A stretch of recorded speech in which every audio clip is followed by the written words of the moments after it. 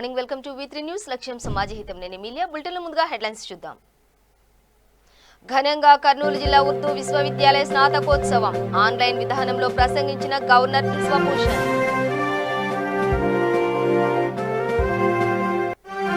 మహబూబ్ నగర్ జిల్లా ఆసుపత్రిలో కోవిడ్ వార్డును తనిఖీ చేసిన మంత్రి. కరోనా పట్ల ప్రజలు అప్రమత్తంగా ఉండాలన్న శ్రీనివాస్ గౌడ్.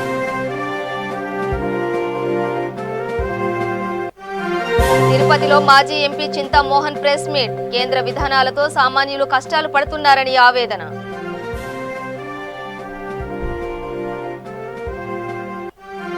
విశాఖ వైసీపీలో వివాదాలపై స్పందించిన మంత్రి. పార్టీలో ఎటువంటి విభేదాలు లేవని స్పష్టం చేసిన అవంతి శ్రీనివాస్. కామారెడ్డి జిల్లాలో అయ్యప్ప ఆలయంలో మహారుద్రాభిషేకం. ప్రత్యేక పూజల్లో పాల్గొన్న జిల్లా కలెక్టర్ దంపతులు.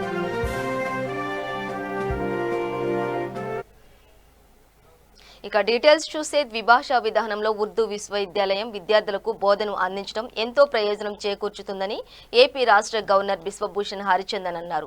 కర్నూలులోని డాక్టర్ అబ్దుల్ హక్ ఉర్దూ విశ్వవిద్యాలయంలో జరిగిన స్నాతకోత్సవంలో గవర్నర్ విజయవాడ రాజ్భవన్ నుండి ఆన్లైన్ విధానంలో పాల్గొన్నారు. ఉర్దూ భాషా సంస్కృతిని పరిరక్షించాలన్న ధ్యేయంతో ప్రత్యేక విశ్వవిద్యాలయానికి పునాది వేశారని అన్నారు. విస్తృతమైన పరిశోధన, ఉర్దూ భాషా నిర్మాణం, మూలాలు, చరిత్రపై ఆసక్తిని కలిగించడమే ముఖ్య ఉద్దేశంగా విశ్వవిద్యాలయం పనిచేయాలని చెప్పారు. సమర్థవంతమైన ప్రభుత్వ పథకాలు, అభివృద్ధి చెందుతున్న ఉన్నత విద్యా సంస్థలతో రాయలసీమ ప్రాంతం విద్యా రంగంలో గణనీయమైన పురోగతిని సాధిస్తోందని అన్నారు. Doctor Mohammed Aslam Parvez, former vice chancellor, Maulana Azad national Urdu university, professor Muzaffar Ali, vice chancellor, doctor Abdul Haq Urdu University, Professor Srinivaslu, Registrar, all the faculty members, graduates who are receiving their degrees today, parents and other dignitaries. A very good morning to you all. It indeed gives me immense pleasure, joy to amidst you all these celebrating this important occasion. I have been closely following the developments of all the new universities in the state. I am happy to know that these newly established universities are progressing in the right direction. The Urdu University is one of such universities that has slowly learned to thrive in spite of many shortcomings. I congratulate the university administration for its forbearance.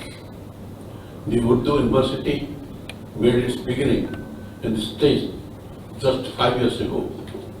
It is admirable how the implementation of both Urdu and English into the curriculum has brought in such a commendable development.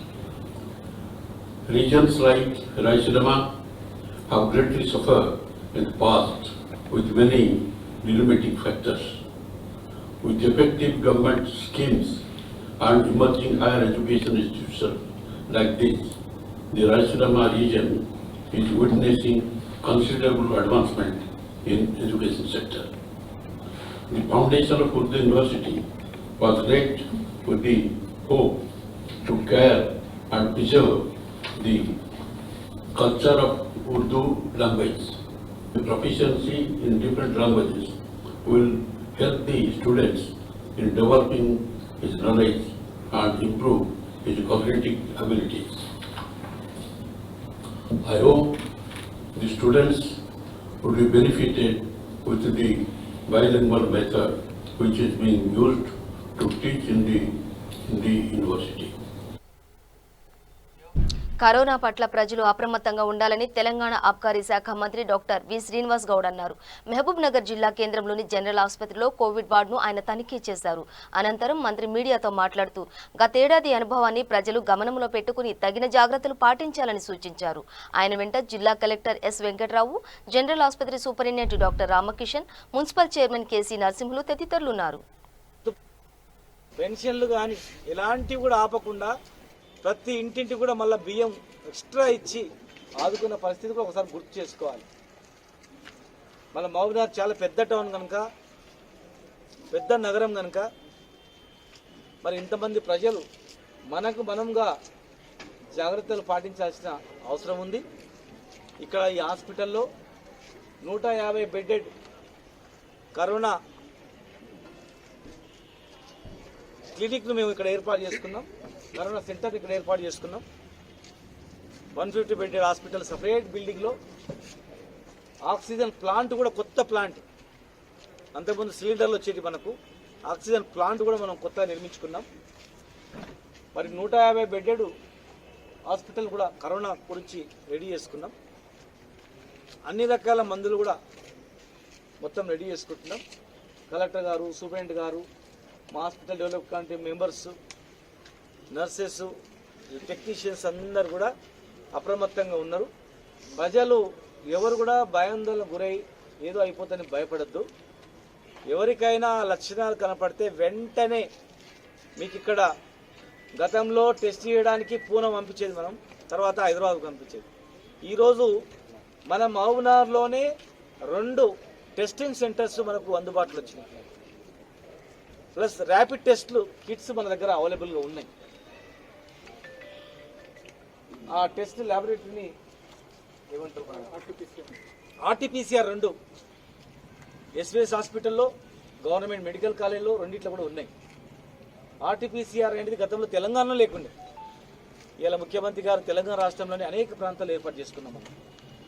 చాలా medical రంగంలో చాలా ముందుకు Mahabubnagar hospital అనేది చాలా ముందుకు తీసుకెళ్ళాం. అన్ని సౌకర్యాలు ఇక్కడ పెట్టుకుంటాం మనం. జైన్ గాంధీ హాస్పిటల్ తర్వాత అతిపెద్ద, హైదరాబాద్ తర్వాత అన్ని జిల్లాల్లో పెద్ద కరోనా హాస్పిటల్ మహబూబ్నగర్ కనుక ఇక్కడ మహబూబ్నగర్ హాస్పిటల్లో జాయిన్ చేయిస్తాం. మీకు ఉచితంగా ఫుడ్, ఉచితంగా ట్యాబ్లెట్లు, ఉచితంగా అన్ని రకాల ట్రీట్మెంట్ ఇచ్చి మీకు నయం చేసి మీకు ఇంటికాడికి పంపిస్తాం. ఎవరైనా టెస్టింగ్ వచ్చిన వాళ్ళు పాజిటివ్ అని చెప్తే ఇక్కడనే ఆగిపోండి. ఇంట్లో వాళ్ళకి మరి ముఖ్యమంత్రి గారు సంక్షేమ పథకాలు కానీ, ప్రధాని నరేంద్ర మోదీ కేవలం 4 తరగతులు చదవడం కారణంగానే పరిపాలన అస్తవ్యస్తంగా చేశాడని మాజీ ఎంపీ చింతా మోహన్ ఆరోపించారు. తిరుపతిలో ఆయన మాట్లాడుతూ కేంద్ర ప్రభుత్వం అనుసరిస్తున్న విధానాలతో సామాన్య మధ్యతరగతి ప్రజలు సంతోషంగా లేరని చెప్పారు. స్థానిక సంస్థల ఎన్నికల లెక్కింపుకు మీడియాను అనుమతించకపోవడంపై అనుమానాలు వ్యక్తం చేశారు. అధికారులు ఇష్టారాజ్యంగా వ్యవహరిస్తే భవిష్యత్తులో ఇబ్బందులు తప్పవని హెచ్చరించారు. తిరుపతి ఉప ఎన్నికలు జగన్, చంద్రబాబుల భవిష్యత్తు కోసం కాదని దేశ భవిష్యత్తు నిర్ణయించే అని తెలిపారు. చదివినటువంటి వ్యక్తికి ఈ దేశ 130 కోట్ల దేశాన్ని పరిపాలించేదానికి ఏమి తెలుస్తుంది? ఆయనకి ఇంకొకరు నిర్ణయాలు తీసుకోడు, ఆయన ఒకరు ఆలోచనలు తీసుకోడు. ఆయనకు సలహాదారుడు ఉన్నాడు ఒక ఆయన, పీకే సిన్హా అని, ప్రదీప్ కుమార్ సిన్హా అని. నిన్న మొన్ననే రాజీనామా పెట్టాడు. ఆయన ఆలోచనలు, ఆయన పాలసీలు అర్థం చేసుకోలేక బయటకు వచ్చేసాడు రాజీనామా పెట్టి. చాలా నిజాయితీ పరుడు ఆఫీసరు. ఆయనే కాదు, దేశంలో సంతోషం లేదు, దేశాన్ని నాశనం చేస్తున్నాడు నరేంద్ర మోడీ. ఇది చాలా స్పష్టమైనటువంటి విషయం. మరి జగన్మోహన్ రెడ్డి నాకంటే చిన్నాడు, పసివాడు. వాళ్ళ నాయన నాకు స్నేహితుడు, మంచి స్నేహితుడు. ఎక్కువ చెప్పదలుచుకోలేదు, కానీ చెప్పక తప్పదు.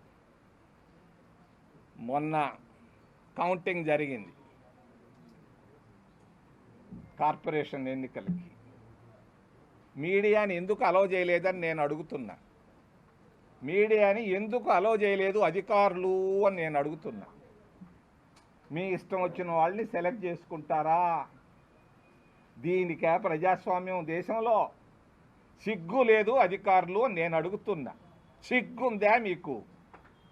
సిగ్గున్నటువంటి అధికారులు ఇటువంటి బుద్ధి లేని పనులు భవిష్యత్తులో చేయొద్దని నేను చెప్తున్నాను. బుద్ధి లేని అధికారులు. ఎందుకు ఈ అధికారం? ఎవరిచ్చారు నీకు అధికారం? దొంగ ఓట్లు వేసుకోవడం, దొంగ చీట్లు రాసుకోవడం, దీని కొరక భారతదేశం వెలిగిపోతుందని చెప్పుకుంటారు. ఏది, ఎక్కడ, ఏ అధికారి కరెక్ట్? ఈ చారిత్రాత్మక స్థలంలో ఈ చారిత్రాత్మకమైనటువంటి ఎన్నిక ఎందుకొచ్చింది? ముఖ్యంగా జగన్మోహన్ రెడ్డి భవిష్యత్తుకు సంబంధించినది కాదు. చంద్రబాబు ఈ మధ్య ఎందుకు చేస్తున్నాడు నరేంద్ర మోడీ అనంటే ఒకే ఒక కారణం. ఆయనకు మన్మోహన్ సింగ్ లాగా ఇది లేదు, చదువు లేదు. చదువుకున్నది 4 తరగతులే. 4 తరగతులు చదివినటువంటి వ్యక్తికి ఈ 130 కోట్ల దేశాన్ని పరిపాలించేదానికి విశాఖ వైసీపీలో మేయర్ పదవి అంశంలో తలెత్తిన విభేదాలపై మంత్రి అవంతి శ్రీనివాస్ స్పందించారు. పార్టీలో ఎటువంటి విభేదాలు లేవని పశ్చిమ నియోజకవర్గ నేత దొడ్డి కిరణ్ బర్త్డే వేడుకల్లో మంత్రి స్పష్టం చేశారు. పార్టీ కోసం కష్టపడిన వ్యక్తి వంశీకృష్ణ శ్రీనివాస్ అని, త్వరలో వంశీకృష్ణ శ్రీనివాస్ కు కార్పొరేషన్ పదవి దక్కనుందన్నారు. నేతల్లో మనస్పర్ధలు ఉంటే చర్చల ద్వారా పరిష్కారం చేస్తామన్నారు. మంత్రి పార్టీ ఎంపీ విజయసాయిరెడ్డి అందరికీ న్యాయం చేస్తారన్నారు. అంతకుముందు పార్టీ నాయకులు దొడ్డి కిరణ్ ఏర్పాటు చేసిన వాహనాల పంపిణీతో పాటుగా పలు సేవా కార్యక్రమాలను మంత్రి అవంతి ప్రారంభించారు.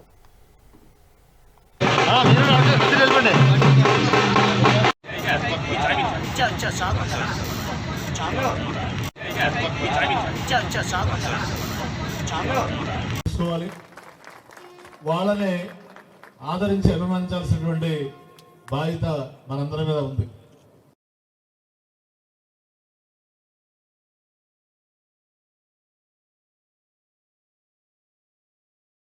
కాబట్టి అందరూ కూడా ఐకమత్యంగా ఏ పార్టీ రాని ఏదైనా సరే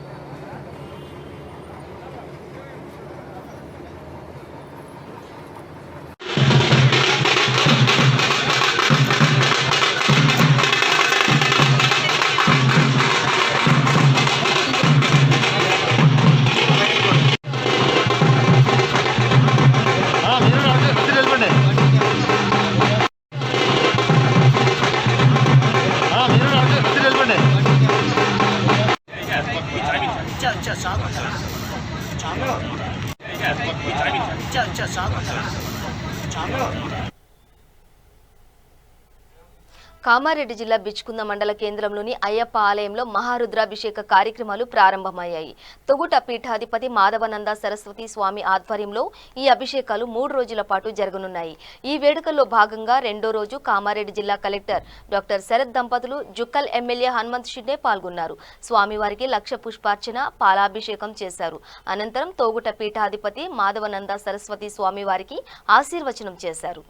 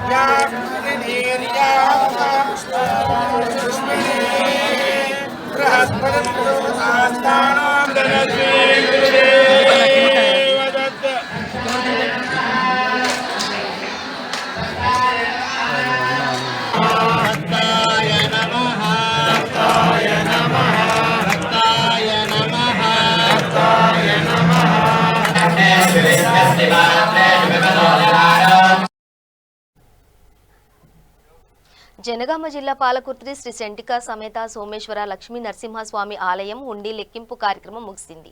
ఆలయంలోని కళ్యాణ మండపంలో దేవస్థానంలో ఈవో వేణుగోపాలాచార్యులు పర్యవేక్షణలో ఈ కార్యక్రమం నిర్వహించారు. డిసెంబర్ 19 నుండి మార్చి 19 వరకు 90 రోజుల్లో భక్తులు సమర్పించిన కానుకలను లెక్కించారు. హుండీల ద్వారా మిశ్రమ బంగారం 51 గ్రాములు, మిశ్రమ వెండి 1 కేజీ 450 గ్రాములు, విదేశీ కరెన్సీ వచ్చినట్లు ఈవో తెలిపారు. హుండీ ఆదాయం 16,65,980 రూపాయలు సమకూర్చినట్టు చెప్పారు. ఈ కార్యక్రమంలో ఆలయ చైర్మన్ వెనుక దాసుల రామచంద్రయ్య శర్మ, ఎంపీపీ నల్లా నాగిరెడ్డి, గ్రామ సర్పంచ్ వీరమనేని కాంతారావు తదితరులు పాల్గొన్నారు.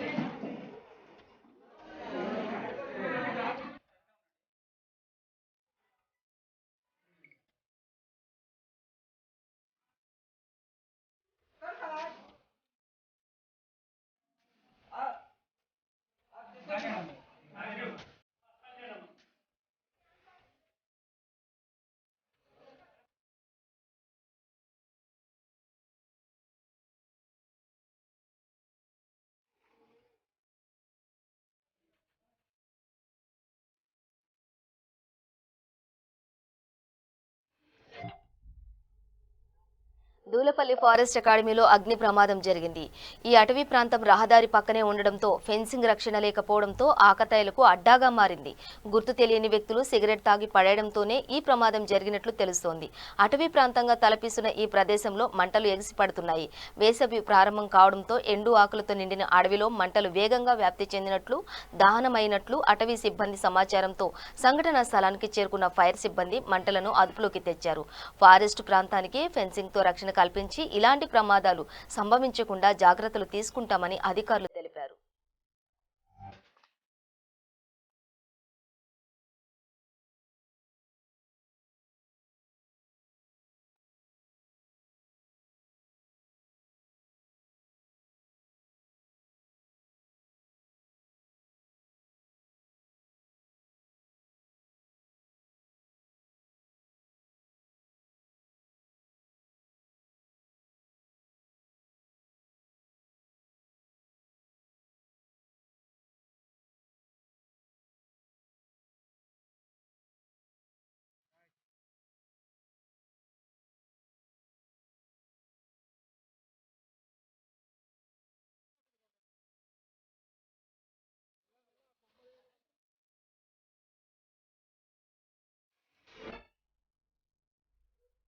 సంగారెడ్డి జిల్లాలో సిపిఐ నాయకులు నిరసన చేపట్టారు. మియాపూర్ నుండి సంగారెడ్డి వరకు మెట్రో రైల్ మార్గంను పొడిగించాలని డిమాండ్ చేస్తూ ఆందోళన వ్యక్తం చేశారు.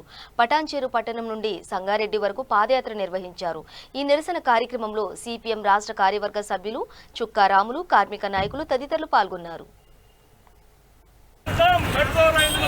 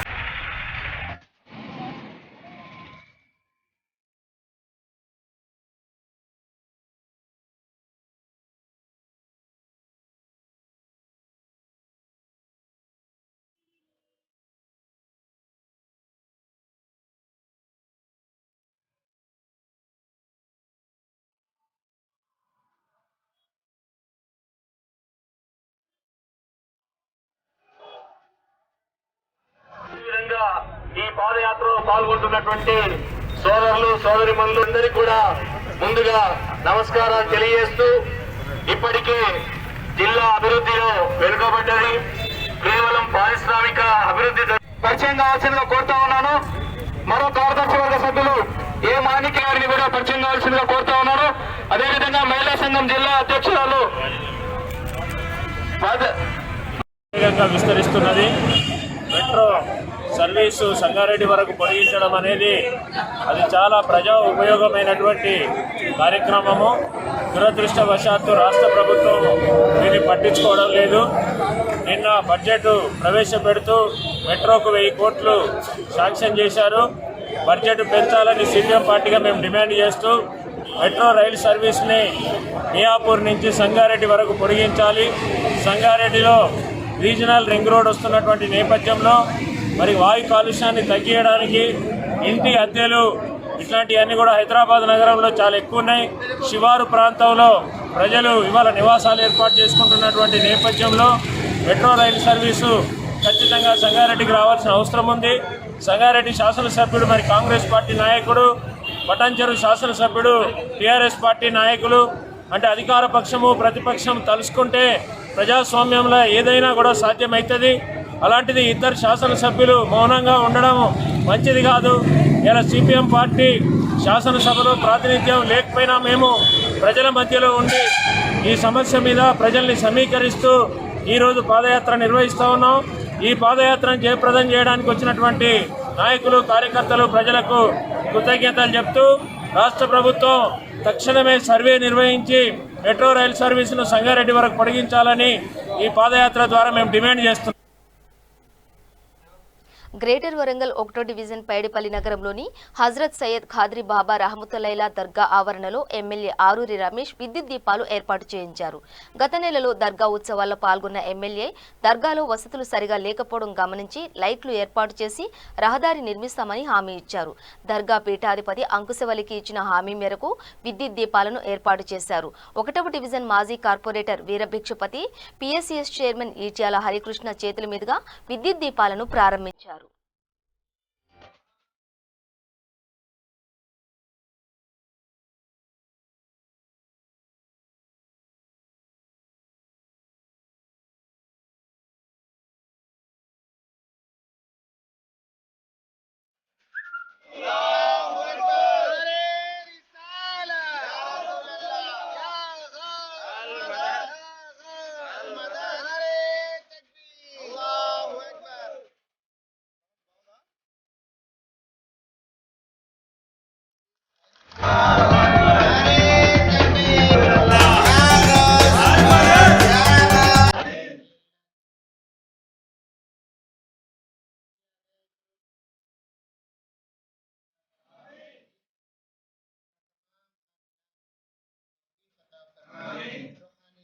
మీద ఉన్నటువంటి నూరుల్లా ఖాద్రి దర్గాను సందర్శించి మరి ఇక్కడ ఒక సెంట్రల్ లైటింగ్ మున్సిపల్ కార్పొరేషన్ ద్వారా సాధారణ నిధుల నుండి 3.5 లక్షల రూపాయలు కేటాయించి ఈ యొక్క లైటును ఇక్కడ ఫిట్ చేయడం జరిగింది.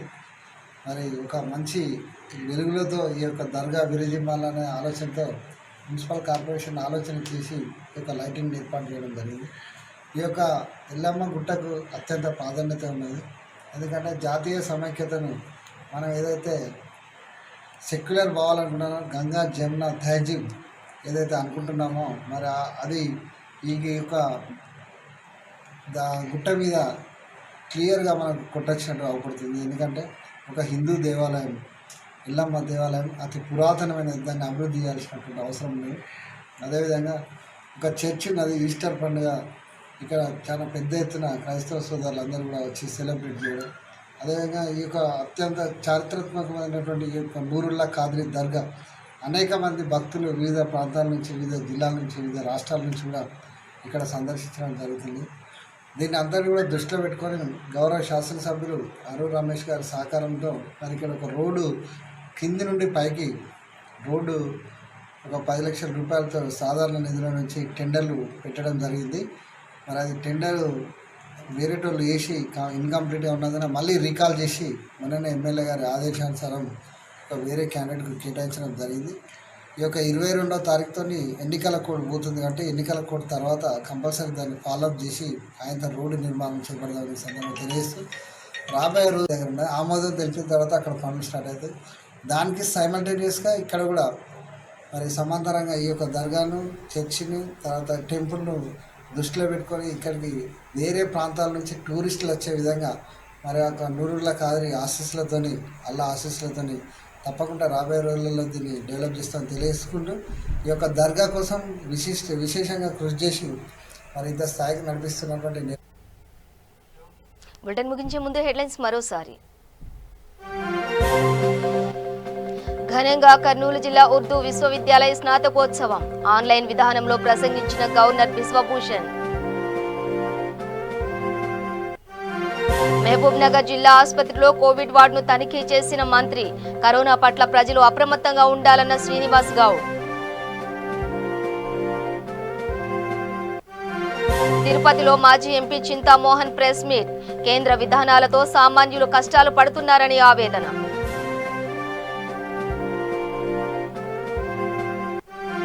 విశాఖ వైసీపీలో వివాదాలపై స్పందించిన మంత్రి. పార్టీలో ఎటువంటి విభేదాలు లేవని స్పష్టం చేసిన అవంతి శ్రీనివాస్. కామారెడ్డి జిల్లాలో అయ్యప్ప ఆలయంలో మహారుద్రాభిషేకం. ప్రత్యేక పూజల్లో పాల్గొన్న జిల్లా కలెక్టర్ దంపతులు.